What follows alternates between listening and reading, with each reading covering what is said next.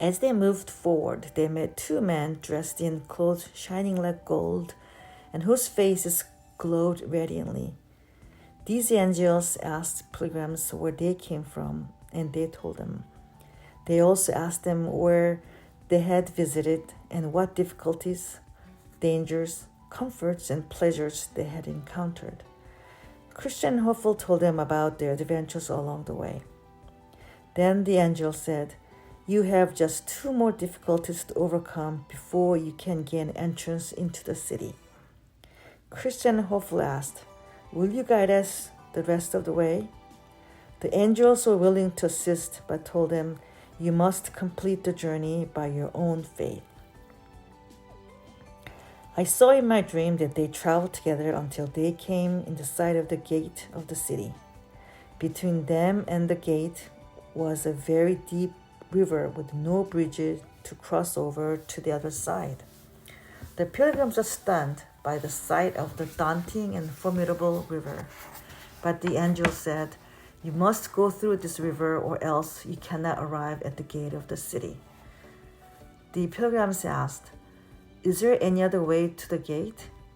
"Yes," they replied, "but no one has been allowed to travel that way since the foundation of the world except for two men, Enoch and Elijah. No others will be allowed until the last trumpet sounds." Then the pilgrims began to lose heart, especially Christian.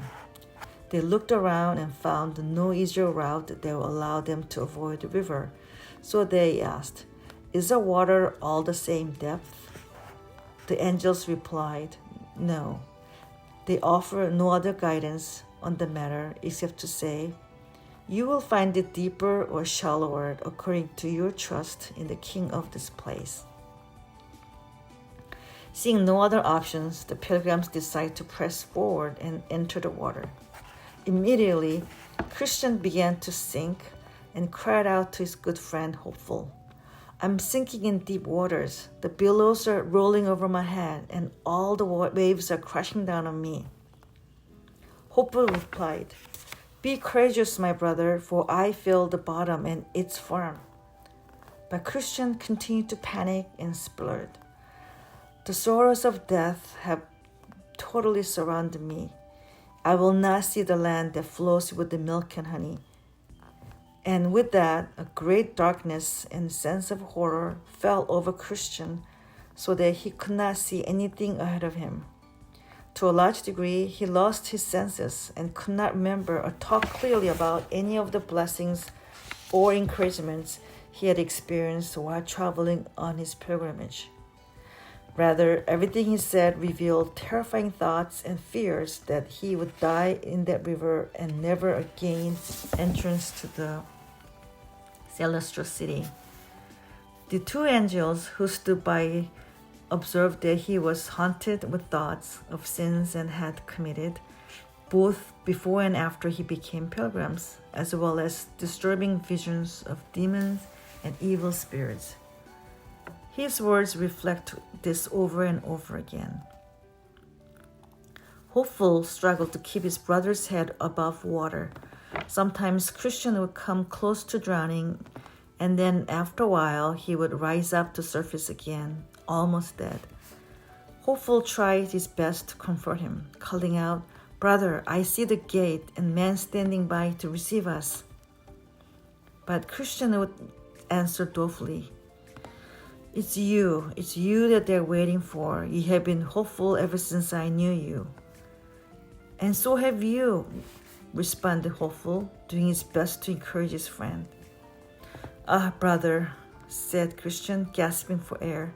"Surely if I were right with the king, he would come to my rescue, but on account of my sins, he has brought me into the snares and abandoned me."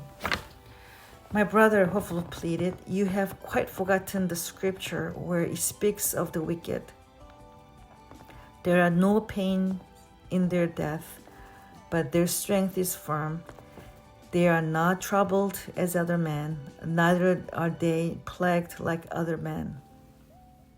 These troubles and distresses that you are experiencing in these waters are not indicating that God has abandoned you. Rather, they are sent to test you to see whether or not you will recall the promises of God and rely on Him in your present trial. Hopeful noticed that Christian was in deep thought, so he continued to speak. Be courageous. Jesus Christ makes you whole. With that, Christian exclaimed with loud voice, "Oh, I see him again, and he tells me, when you pass through the waters, I will be with you. When you go through the rivers, they will not overflow you." Suddenly, they both became courageous, and after that, the enemy was as still as stone and could no longer hinder them. Christian found a solid ground to stand on, and two of them waded through the rest of the shallow river and crossed over.